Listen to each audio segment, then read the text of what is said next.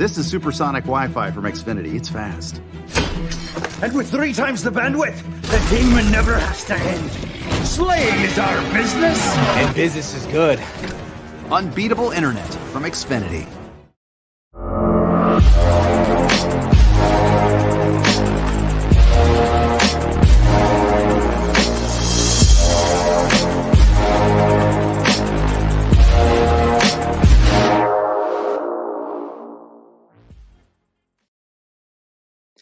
Good afternoon, everyone, and welcome to Inquirer Live at Gameday Central, sponsored by Xfinity. I'm your host, Mike Sielski, sports columnist for the Inquirer, and we're a few hours away from Game 3 of the Eastern Conference semifinals between the Sixers and the Miami Heat. As you probably know, the Heat are up 2-0 in this series, having won both games in Miami. And we're going to spend the next 45 minutes or so engaged in a conversation trying to figure out exactly what the Sixers can do to get themselves back into this series. In a few minutes, we're going to be joined by our 2 excellent and intrepid Sixers beat reporters, Keith Pompey and Gina Mizell. I have to inform our audience that they were actually set up in the lower bowl of the Wells Fargo Center. And because the Heat were about to go through their pregame walkthrough, everybody in the lower bowl of the center was actually kicked out because NBA teams are paranoid, and the Heat didn't want anybody watching their walkthrough and presumably revealing their super secret plans to defend Joel Embiid if he's able to play in tonight's game. So with that, I'm going to try to introduce and hope that we can introduce both of our Sixers writers, Keith Pompey and Gina Mizell. Guys, are you there? I'm here. I'm in a hallway now. Yeah, so a much less pretty backdrop, but we are here in the bowels of the Wells Fargo Center right now. Keith, how are you? I'm well. What's up? Well, I'm glad that both of you guys were able to adjust on the fly like you did. Goes to show, as I said, how quick thinking and intrepid you guys are. So thanks for being with us. And we've got to start with the obvious beginning. Now, all day, if you've been following on social media, Twitter, Instagram, wherever you get your news these days, you probably know that Joel Embiid's status for this game already up in the air after suffering the orbital fracture and the concussion in Game 6 against the Toronto Raptors last week. His status had been up in the air throughout today, and the Sixers have been kind of gradually upgrading him to the point where he was doubtful for tonight's game, I believe was the last official word from them. Keith, I'll throw this to you first. Where do things stand now with Joel's status for tonight's game, and do you think he'll play? You know, that's a great question, Mike. I guess that's $1 million question, but I think a lot of it has to do with what Joel wants to do. I mean, because when you look at it, the Sixers came out and said this morning he cleared protocol. He's out, but that could change. And knowing Joel and covering Joel for, the past several seasons, it's just a matter of how he feels. He's going to go through his workout, and then he is going to let the Sixers know if he's going to play or not. So I don't think anyone outside of Joel and some people perhaps in his inner circle know what's going to happen. And I'll tell you this, there's been like agents who are cool with him. There's been friends of his are all calling me saying, what is Joel going to do tonight? So no one knows what Joel's going to do. And this isn't the first time that this happened. It's kind of like he gives these Willis Reed moments, so to speak.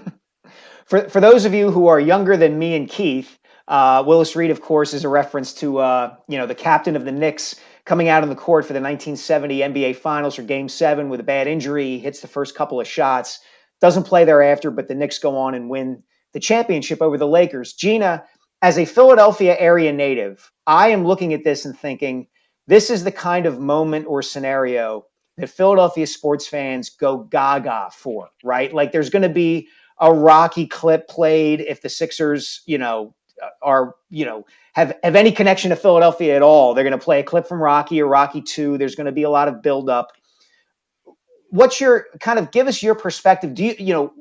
What do you think the reaction will be like, and what kind of difference do you think having Joel in this game could make for the Sixers?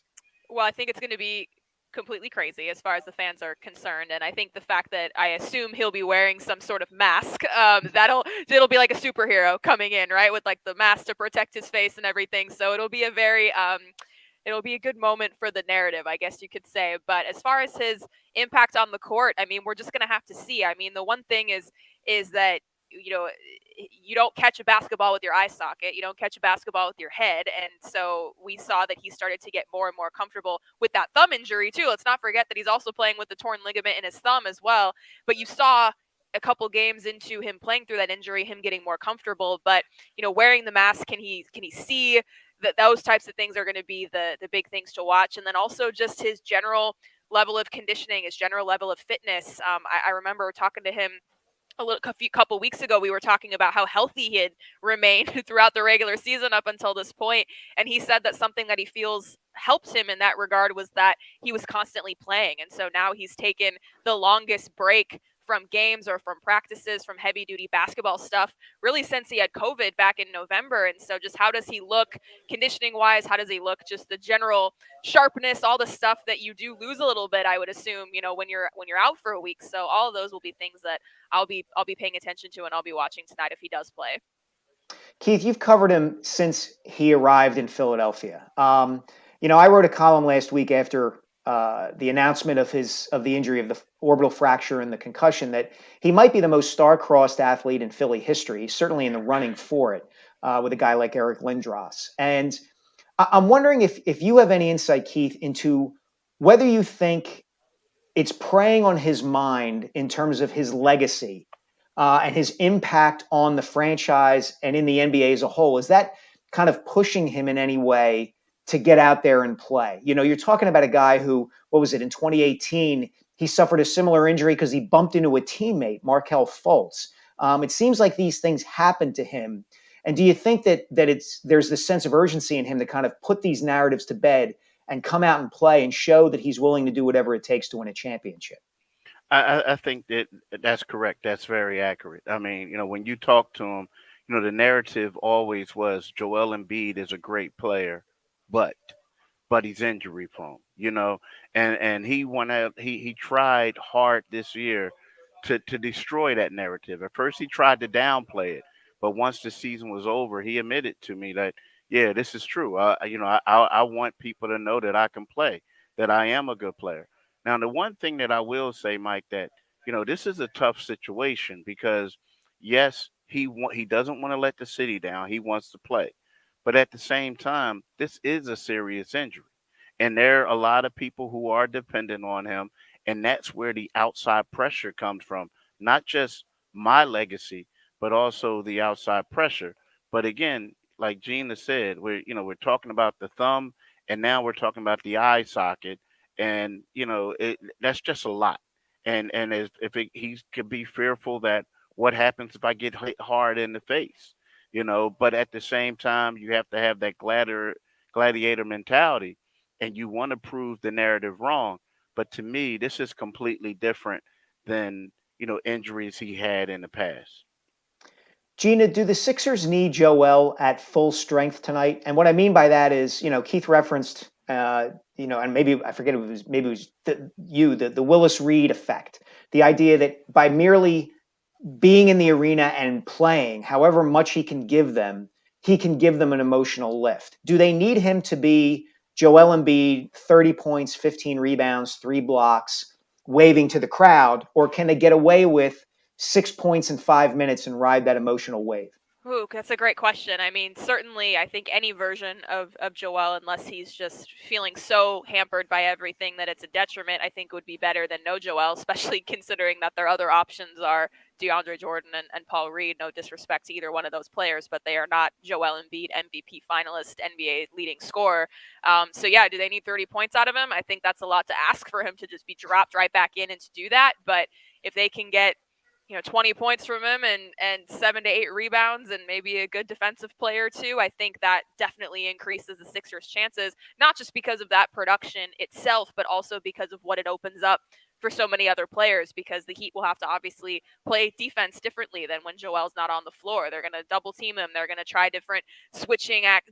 Just they're going to have to play differently than when he's not on the floor. So does that open things up more for outside shooters, which they've struggled obviously early on in this series? Does that open driving lanes up for James Harden or Tyrese Maxey, or just his impact goes way beyond just what he produces? So I think even if he's not at full strength, the Miami Heat are going to have to account for him, because they have to pretend like he's at full strength or expect him to be at full strength. So yeah, I certainly would give an emotional lift, but also I think just having him on the floor, just because of everything that he provides, I think would definitely give the Sixers a much better chance to win tonight.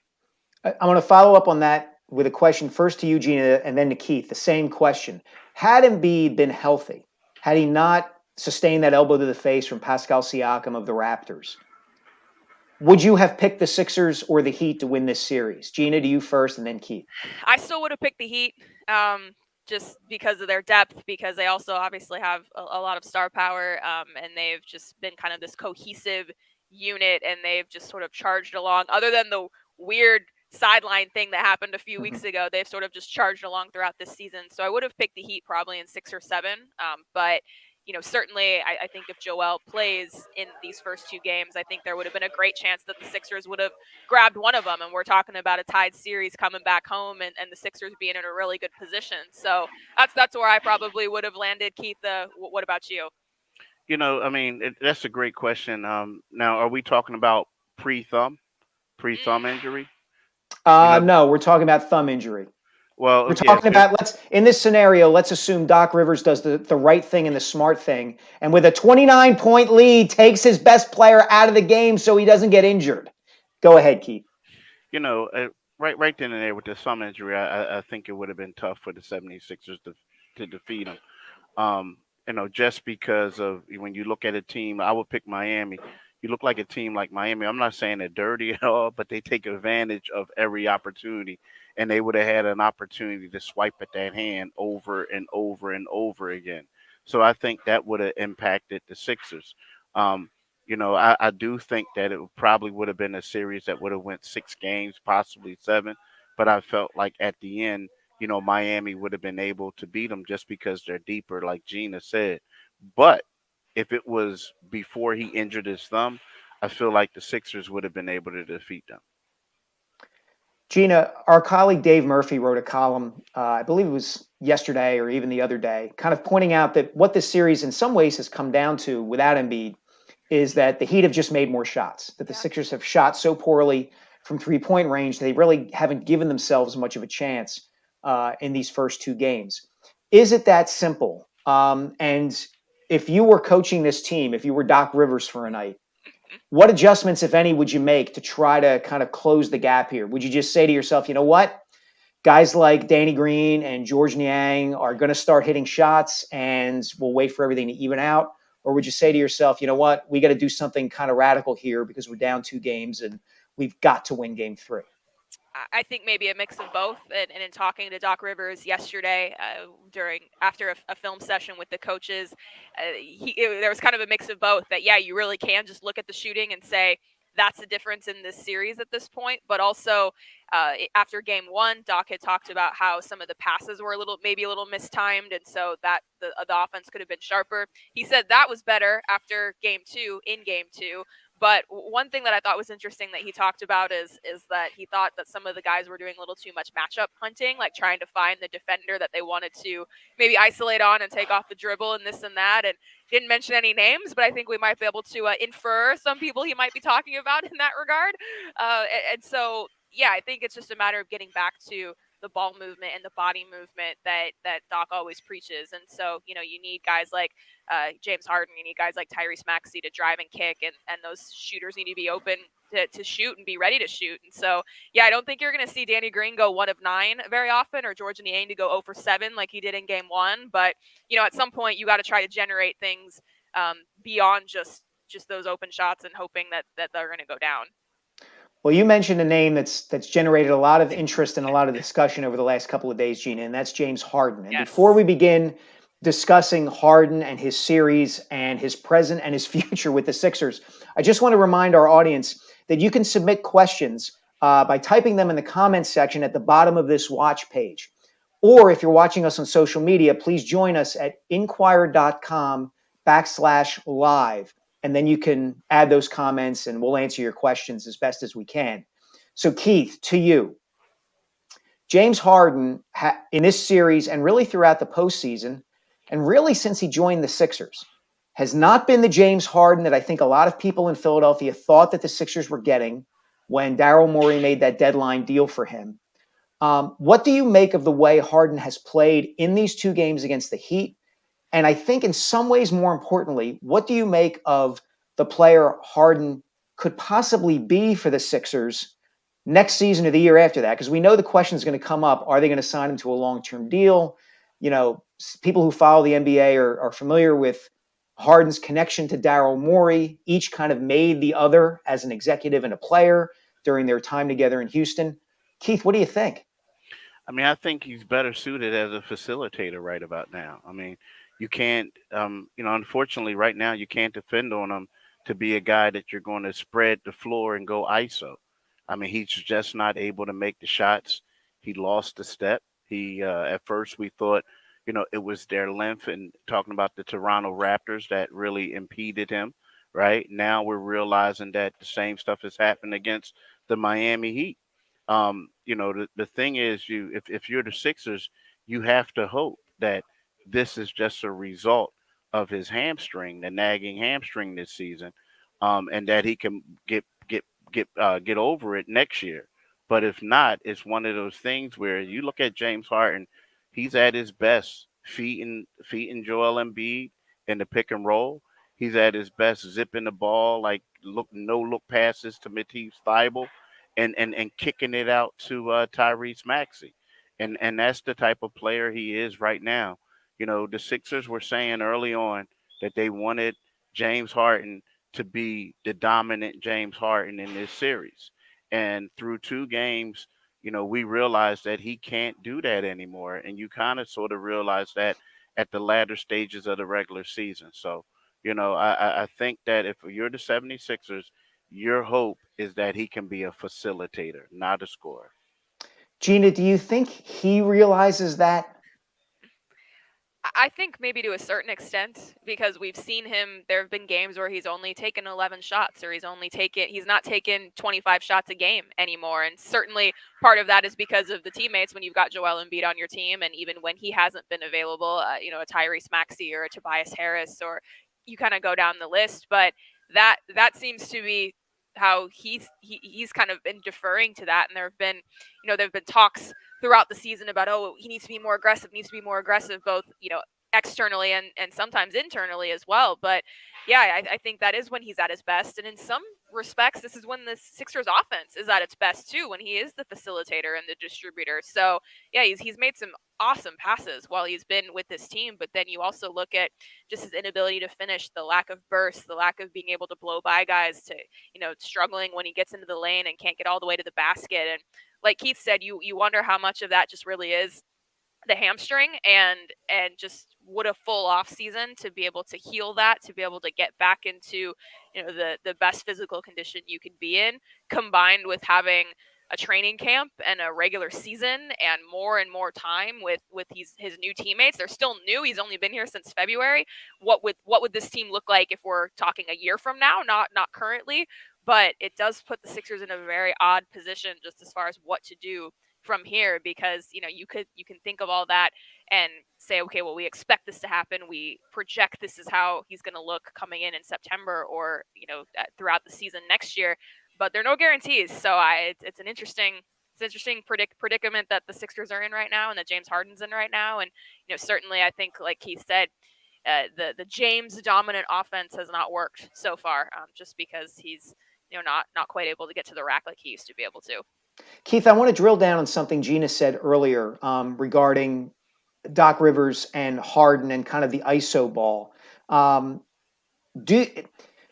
guess I'm kind of asking, like, what are the ramifications here if it doesn't work in this series? Is the organization going to look at this and say, okay, we tried it, we got James Harden, he's a shot fighter, it didn't work out. Are they going to say, if there's another head coach in here, and we're going to whisper the name Mike D'Antoni, under whom James Harden had his greatest seasons in Houston, maybe we can unleash, something that's been missing in James Harden's game.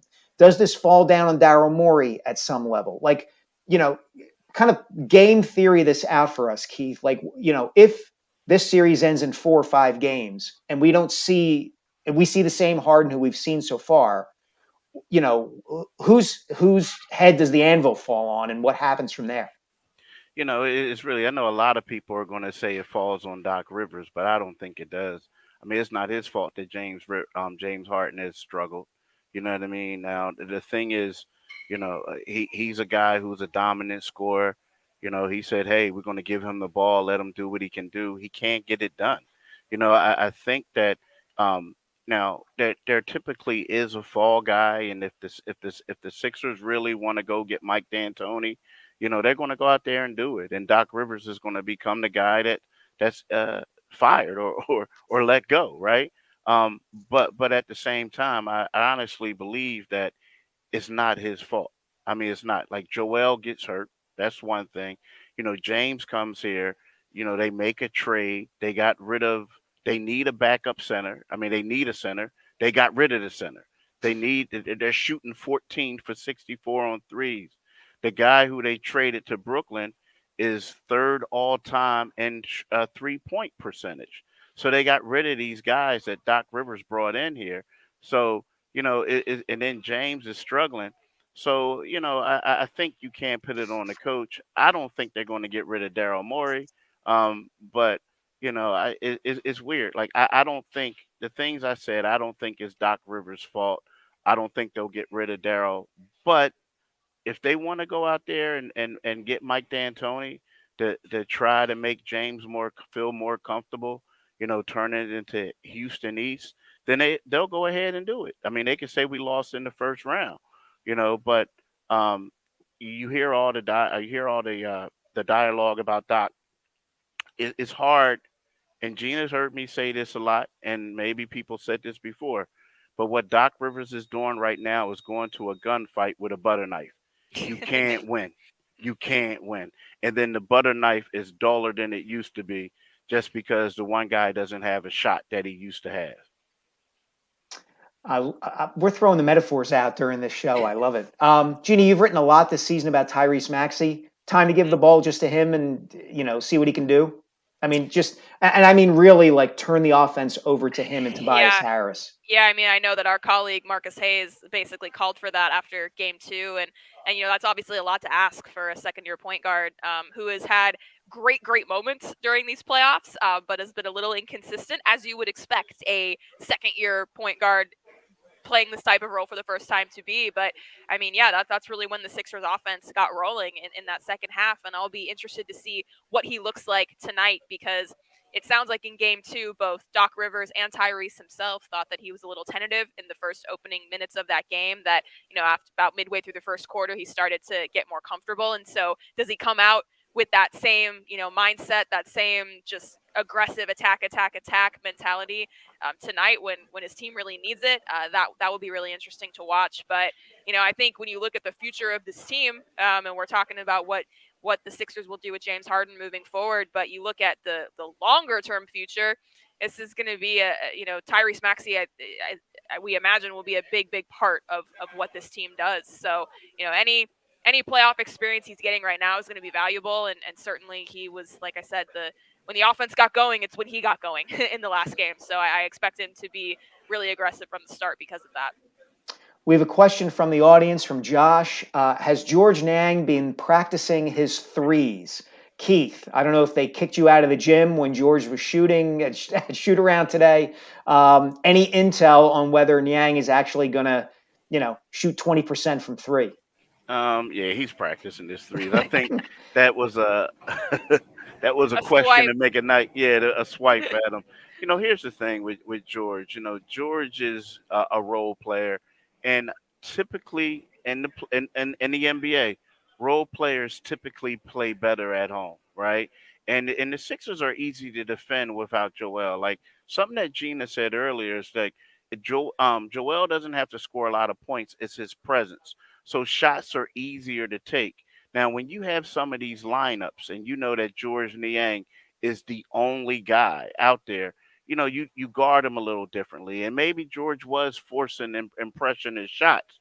But one of those things is he's a role player. Role players in the NBA tend to play better at home.